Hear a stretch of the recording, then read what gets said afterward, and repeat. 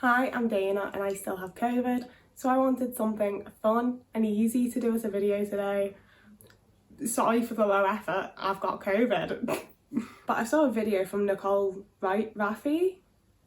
I saw a video from her where she was listing people that she would cheat on her boyfriend with. And I wouldn't cheat on my boyfriend with anyone. I would bring up the discussion of polyamory. So instead we're going with women that I would leave my boyfriend for. It's not a comprehensive list, it's not all of them. And it's also like exclusively a bit of fun. And it was supposed to be people. And then I got to the end of it and was like, oh, I've exclusively gone with women. I also don't have a fancy projector like her. You might be thinking like we're sat in front of this blank wall because I'm going to project something. I'm going to have to edit it up there. So I've got my laptop over here. Boom! There's the first page. Whoa! For anyone wondering, I've gone with a bi flag, but my sexuality is essentially women, my boyfriend, and fictional male characters. Real life men are not appealing. So, right. I've done the pros and cons. I've literally completely copied the other video but for myself. And I think it's gonna be fun. So I'm gonna stop explaining myself because I don't need to explain myself, I'm valid. So the very first woman we have, Keeley Hawes. Keeley Hawes. Pros. She's tall. I want to say that all women are my type, but I can't deal with short girls. Like, I'm 6 foot tall. The last thing I need is a 5 foot girl see me from my very worst angle, okay? So we got that she's tall, has played a gay at least once. If you haven't seen Tip and the Velvet, maybe don't. It's absolutely heartbreaking and soul destroying, and there's like 3 parts to it as well. It goes on forever and you're just like, God, this is horrible. But she did play a gay in it. Feels like a top. Self-explanatory, she takes on a lot of power roles. You've seen The Bodyguard, she feels like a top. And she definitely knows Bowie songs. Like, I can't be with anyone that doesn't love David Bowie. And she has to know at least some of his songs. Like, let's face it, at the very least, she knows Ashes to Ashes, doesn't she? Maybe Life on Mars if we're lucky. I can get her on from there. But you've got to have a starting point, and she's got that for me. Now, cons. Has a husband. I think that it's more of a con, especially because she seems to actively like her husband and he seems to actively like her. And although I'm happy for her, intimidates me. Strong women that seem to have their shit together intimidate me, because I don't. Let her son die of AIDS alone as well, didn't she? We've all seen it's a sin. Left him there to die without any of his mates. It was really mean and it did hurt me, and it's a struggle to forgive her for that one. She also doesn't actually dress like it's the 80s. And not to completely objectify women, but I think she's hottest to Sally Strake, and I would like her to just dress like it's the 80s. Moving on, Gillian Anderson. Okay, we all, oh my god, we actually all do know Gillian Anderson now. She's gotten on to the youth, hasn't she, through fucking Sex Education. We actually all do know who Gillian Anderson is now. So the pros, probably believes in aliens, doesn't she? Like, come on, she must have done some late night Googling after being in the X-Files for all these centuries. Like, she probably believes in aliens, and that's kind of a must for me. Like, not to diss all of my relationship necessities, but I do need you to believe in aliens. She's so fucking goofy. Like, oh, what a goofball. She's fun and she's goofy, and I enjoy that about her. And I feel like you don't expect it from her because she's all like sophisticated and graceful, but she's also a goofball, and it's great. Looks hot no matter what. You know, we've got a picture, will it be here? We've got a picture of her as Margaret Thatcher to show that she can literally be hot no matter how she looks. And she had that gay kiss in the fall, which means that a woman has been kissed by Gillian Anderson, and that automatically makes the world a better place. On to the cons though. So short she needed the box. We've all heard about the Jilly box. Gillian Anderson had to have a box to stand on so she could like reach David Duchovny's gigantic head, which means that she's short. But I could also like cut my calves off or something, you know? It might be okay. Play Thatcher, you know? I know it's a role. I know she was acting. She's very good at it, weren't she? Looks hot no matter what. Imagine like waking up in the morning next to her, you've got like your drill stuck to your face, your hair's everywhere, and she's there looking like that. And she also isn't really an FBI agent, so like, if horrible things happen, like your sister gets abducted by an alien or something, she's probably not going to know what to do, is she? She's an actress, not an FBI agent. And I could do with someone that like has the vibe of being able to look after me because I'm a dumb bitch. So they're the cons for Gillian Anderson. And we move on to Jodie Whittaker. Pros for Jodie, she's northern. You can't beat a northern lass, can ya? Also probably believes in aliens because like, you're the Doctor Hunt. Again, you don't play the Doctor without, I assume, at some point having a late night Google of like, are aliens real? Do aliens exist? Do we know about aliens? And I think the bitch does. Less intimidating. She's not intimidating, is she, Jodie Whittaker? Like, she comes across to like relatively have her shit together, but not in like an intimidating Kate Blanchett kind of way. In a way that's just open and friendly. Not intimidating. Don't intimidate me. Oh, so funny, like so funny. Like, she's so fucking funny, isn't she? Like, Jodie Whittaker has me in stitches in interviews and that. I enjoy a funny girl, like make me laugh and it's all good. And she really do. But the cons is that she's short again. But this time, I don't know, because she sort of has like tall energy, doesn't she? Like, even when she's like facing off against aliens and Doctor Who and shit, and they're like 8 foot tall, she's a lot shorter. She's a short, but like big energy, very tall energy. She does also have a husband, and again, they seem to like actually quite actively like each other. So I'm happy for her, but like, And finally, she can't actually take me to explore space. And again, it's a case of, you know, when you wake up in the morning, you're a bit disoriented and you turn over and there's the Doctor, and then you have that crushing realisation that she's actually just an actress and she hasn't got a TARDIS and she's not going to take you anywhere like spacey. Like, Nita Strauss is one that I only recently realised I have a crush on her. I thought I was just like blown away by how incredibly talented she was. And then I was watching her Instagram stories and I was just like, oh. So the pros for Nita Strauss is that she is so damn talented. She is the best fucking guitarist I've ever heard. I've seen her live. Y'all know I saw her live at Alice Cooper last year. That was in like 2019. But yeah, I've seen her live. She was incredible. I'm gonna be seeing her live again, and I'm so excited. And she's just incredibly talented. I highly recommend you listen to her, even if you're not normally into like instrumental guitar music, because I'm also not usually.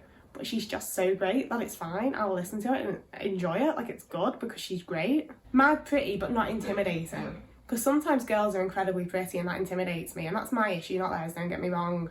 But she's one of the girls that's sort of aware that she's incredibly pretty and still tries to build everyone else up regardless of how they really look. Because we're not all attractive, but we can all feel good about ourselves and respect each other. And she gets that, and I really like that. God, I feel like I should have also put on for pros that she seems like a really nice person that has her shit together, you know, like she's gone sober, she's figuring shit out, she like goes to the gym. Maybe that's a con. But the other pro is that she could teach me to fucking shred, because I've been playing guitar for a long time and I've not gotten past like power chords. Cons is that she's already in a very cute relationship with a man. Her boyfriend Josh does drums for her and they're just fucking adorable together. It makes you feel sick. It's so hot, but it's so cute and I'm happy for them. But again, really has her shit together. I did put that under cons because it is a con for me, because like, boy do I not. Finally, I am not worthy. We are not worthy. We're not worthy of her. I want to be the outlier. Is that how you say it? I want to be the person that gets to meet Alice Cooper and then turns to Nita Strauss and is just like, we are not worthy. So yeah, there's that. On to the next one. Rachel Weisz. Okay. Pros. 80% of what made me realise I'm not straight. Like, at least 80%. I was obsessed with The Mummy as a kid. And I you know when you're like, you're a kid and you're like really into this movie, and then the more you watch it, the more you realise like, oh, I like think I only pay attention to the bits with Evie in, and I get mad butterflies when she shows up on that camel with the little like thing over her face. And then you watch it a bit more and you're just like, I hate Brendan Fraser because I wish I was him. So that's how I realised that I'm not straight. Has always been there for me, thanks babe. Because again, like, I watch The Mummy anytime I'm really depressed and it makes me feel better. Rachel Weisz makes me feel better. has bi energy. Like, I think more so Evie than like Rachel Weisz herself. But there's some bi energy there. Like, there is not straight energy around her, is there? The cons is that she isn't actually Evie, so I do care like slightly less. Literally old enough to be my mother, which I think might apply to like every woman on this list other than Nita Strauss, who might be deceptively older than I expect, honestly, may also be old enough to be my mother. Big fan of MILFs. Might randomly become some other woman for our third movie. Who the fuck was she? Who the fuck was she? I literally don't know who Evie was in the third one. I don't know why they did that. I don't know why Rachel Weisz wasn't in it. And I imagine that at some point, like maybe 3 years into the relationship, you wake up one day and it's just not Rachel Weisz anymore. It's just some other woman that's like, no, I'm Rachel Weisz, when it's not Rachel Weisz. That gave me trust issues. But moving on, we've got Alanis Morissette. Oh, even the pictures I chose, just like, oh, babe. Would defo tell you how she's feeling, wouldn't she? Like, whether you want to hear it or not, you're finding out how she fucking feels about you, about life, about how you treat her, about how she treats you. You're finding out all of it from her mouth. And I would really appreciate that. Like, I don't like to talk about my own feelings, but I'd like to know what everyone else is feeling all the time, so that I know I'm not affecting them with my own feelings that I don't talk about. So I would really enjoy that about her. And I also think she's always energetic, which I know people have off days, but I feel like it's not like necessarily like a doing stuff energetic, just in like a bright, lively personality kind of energetic. God, that's so lame, but I really like her. And also might be literal God. If you've watched me Kevin Smith video that I'll link here or there, wherever it goes, you'll know why she might actually be God. But moving on to the cons, would defo tell you how she's feeling. Like, even if it's really bad, she'd just tell you up front and honestly. And although I would appreciate that, I would then feel like an asshole and have to like put in a lot of effort and probably a lot of money to try and like make it up to her. So that wouldn't be great for me. Also, always energetic. And it's like, yeah, if I'm having an off day, I don't want someone that like has energy around me. That's gonna be a bit much, isn't it? And also might literally be God. Imagine breaking up with someone and having them smite you. Imagine like they created you, a bit incestuous, isn't it? Like, she might be literal God, and that makes me a bit uncomfortable for obvious reasons. There's a power imbalance there, isn't there? It's like a celebrity dating a fan, which this is literally what this would be. Moving on. Winona Ryder. Pros is that there's not a look she can't pull off, is there? Long hair, short hair, blonde hair, dark hair, like, she's done them all. Feminine, masculine, like, I could keep going if I could think of any more words. Every look she's ever tried, she's pulled off perfectly. And I'm amazed. Might already be married to Keanu Reeves, which means if you're in a relationship with her, it's kind of like you're also a little bit married to Keanu Reeves. Very bi of me, I know. It's just adorable, isn't she? Like, even now as like an older, like sophisticated lady, she's so damn adorable, especially in like Stranger Things. She's just so cute and adorable, and I just want to give her a big hug, keep her safe. I love Winona Ryder. But the cons, there's not a look she can't pull off, which means that like, I'm not sure there is a look I can pull off. I'm not going anywhere with her when I'm going to be looking like the ugly duckling, you know. Might already be married to Keanu Reeves. That's a high expectation, isn't it? Like, she's gonna have high expectations of what you need to be like as a person if she's married to Keanu Reeves, which she might be. I can't fit those boots. And along those same lines, she's dated like the coolest people in the world, hasn't she? Like, she's dated like Johnny Depp, and did she date Christian Slater? She's dated a lot of people. No shade there. I would have dated them all too, hon. Go for it. How do I compare to any of them? And next, Shirley Manson. Shirley Manson is like a little bit out there for me because she is quite like loud, which isn't normally my go-to, but I love her. So the pros is that she's got a Scottish accent, and everyone loves the Scottish accent. It's great. She sounds amazing. The Scottish accent, kind of brash and blunt, but it does work for her, don't it? Like, a lot of things that she said in interviews and like, if someone else said it, I'd be a bit, alright, hon. But when she says it, I'm like, oh, alright, hon, yeah. We'd probably write a song about you, and it'd be a garbage song. by the band Garbage that she's in, if you're not onto who Shirley Manson is, not a garbage song. So it would be one of my favourite bands of all time doing a song about me. Like, Butch Vig would be forced to drum on a song about me, and that'd be fucking fab. The cons, however, also, you can definitely tell that, like, I put less and less effort into these slides as it went on. I've got COVID. Would defo never win an argument with her. Like, I just wouldn't, would I?